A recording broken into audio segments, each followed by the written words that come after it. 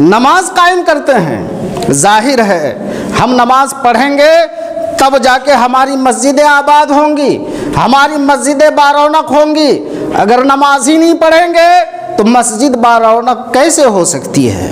वात ज़का, और दूसरी सिफत अल्लाह तबारक व तआला ने ये बतलाई कि ये लोग ज़कात देते हैं। और उसके बाद देखिए, पहले नंबर में अगर अल्लाह पर ईमान हो, आखिरत के दिन पर ईमान हो, और वो बंदा नमाज पढ़ता हो, ज़कात देता हो, तो वो अल्लाह के अलावा दुनिया की किसी ताकत से डरेगा नहीं। वलम यख्शा इल्लल्लाह, अल्लाह के अलावा वो किसी से डरेगा नहीं। और फिर जिनके अंदर ये औसाफ पाए जाएं, जिनके अंदर ये सिफात पाई जाएं, ऐसे लोगों के बारे में अल्लाह तबारक व तआला ने फरमाया कि ऐसे लोग हिदायत याफ्ता हैं।